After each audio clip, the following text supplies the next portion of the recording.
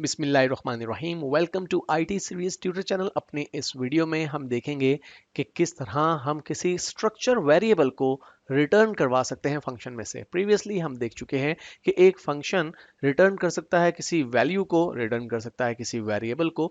बिल्कुल इसी तरह से एक स्ट्रक्चर वेरिएबल को भी रिटर्न करवाया जा सकता है फंक्शन में से। तो आइए देखते हैं ये प्रोग्राम किस तरह से काम कर रहा है।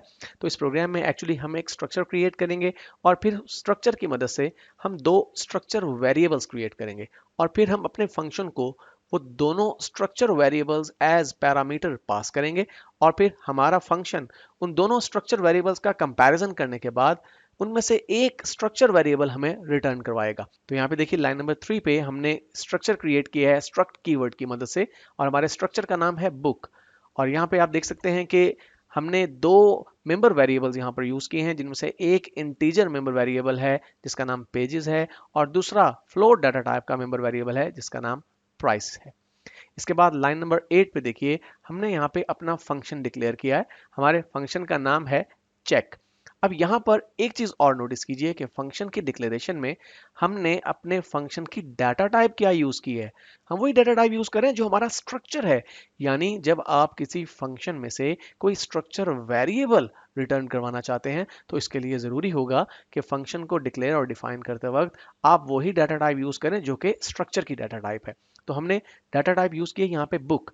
तो हमारे फंक्शन का नाम है चेक और हमारा ये फंक्शन दो पैरामीटर्स को एक्सेप्ट करेगा।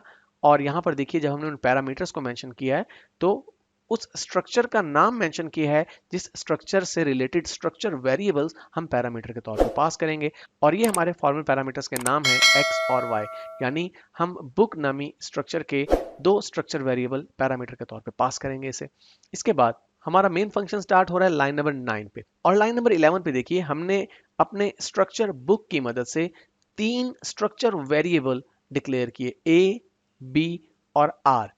यहाँ पे ये बात बताना चलूं कि ए और बी वो स्ट्रक्चर वेरिएबल्स हैं जिनमें यूजर की इनपुट करदा वैल्यूज स्टोर की जाएंगी और आर वो स्ट्रक्चर वेरिएबल है जिसमें फंक्शन का रिटर्न करदा स्ट्रक्चर वेरिएबल स्टोर किया जाएगा।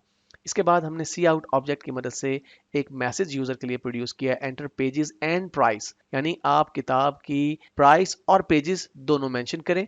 और फिर हमने सी इन ऑब्जेक्ट का इस्तेमाल करते हुए अपने पहले स्ट्रक्चर वेरिएबल ए के मेंबर वेरिएबल पेजेस के लिए पहली वैल्यू स्टोर कर ली। यानी पहली जो वैल्यू एंटर की जाएगी वो पेजेस की होगी और वो स्टोर हो जाएगी पेजेस नामी मेंबर वेरिएबल पे। और इसके लिए हमने डेफिनेटली डॉट ऑपरेटर का इस्तेमाल किया है। और दूसरी वैल्यू जो कि प्राइस की होगी वो हमारे ए नामी स्ट्रक्चर वेरिएबल के प्राइस नामी मेंबर वेरिएबल में स्टोर हो जाएगी और यहाँ पे भी डेफिनेटली हम डॉट ऑपरेटर का इस्तेमाल कर रहे हैं। इसके बाद हमने दूसरी बुक का डाटा लेने के लिए यूजर के लिए एक और प्रॉम्प्ट जनरेट किया एंटर पेजेस एंड प्राइस। और सेकंड टाइम जो यूजर ने वैल्यूज एंटर की प्राइस और पेजेस की वो हमने अपने बी नामी स्ट्रक्चर वेरिएबल के पेजेस और प्राइस नामी मेंबर वेरिएबल्स में स्टोर कर ली। बिल्कुल उसी मैकेनिज्म का इस्तेमाल करते हुए जो कि हमने लाइन नंबर 13 पे यूज किया है।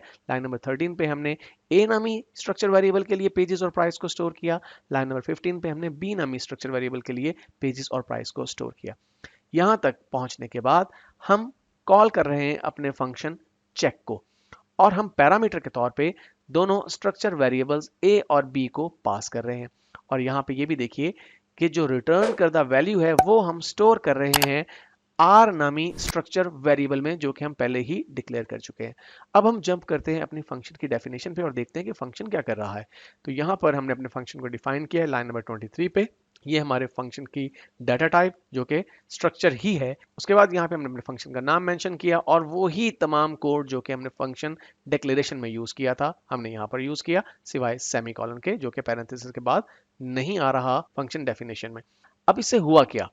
बेसिकली जब हमारा ये फंक्शन दो पैरामीटर्स को एक्सेप्ट कर रहा है और दोनों पैरामीटर्स एक्चुअली दो स्ट्रक्चर वेरिएबल्स हैं तो ए नामी स्ट्रक्चर वेरिएबल की वैल्यूज कॉपी हो जाएंगी एक्स नामी हमारे इस पैरामीटर में और बी नामी स्ट्रक्चर वेरिएबल की वैल्यूज कॉपी हो जाएंगी हमारे वाई नामी इस पैरामीटर में। यहाँ पे हम पैरामीटर्स को पास कर रहे हैं पास बाय वैल्यू मैकेनिज्म का इस्तेमाल करते हुए, इसलिए वैल्यूज कॉपी हो जाएंगी। और इसके बाद हमने यहाँ पर देखिए फंक्शन की बॉडी में इफ का इस्तेमाल किया कि अगर x डॉट प्राइस बड़ी है y डॉट प्राइस से, यानी दो जो स्ट्रक्चर वेरिएबल्स आए हैं उन दोनों में से प्राइस की वैल्यू अगर बड़ी है x की, हम ये कंडीशन इंपोज कर रहे हैं। तो फिर क्या करो, रिटर्न कर दो x को। अब यहाँ पे ये बात ध्यान में रहे कि x इटसेल्फ एक स्ट्रक्चर है, तो रिटर्न क्या हो रहा है, एक स्ट्रक्चर रिटर्न हो रहा है फंक्शन में से।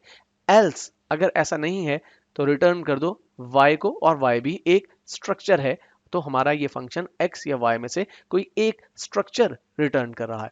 तो यहाँ पर देखिए जब हमने फंक्शन को कॉल किया था तो हमने रिटर्न करदा वैल्यू स्टोर कर ली थी r में, और r भी एक स्ट्रक्चर वेरिएबल है, तो जो भी स्ट्रक्चर वेरिएबल रिटर्न होगा उसकी वैल्यूज स्टोर हो जाएंगी r नामी स्ट्रक्चर वेरिएबल में।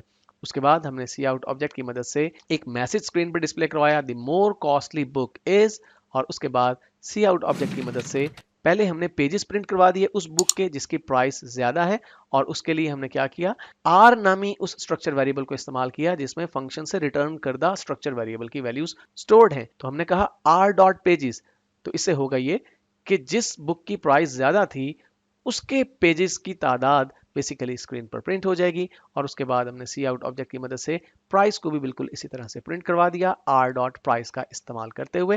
तो आइए अब इस प्रोग्राम को कंपाइल और एग्जीक्यूट करते हैं।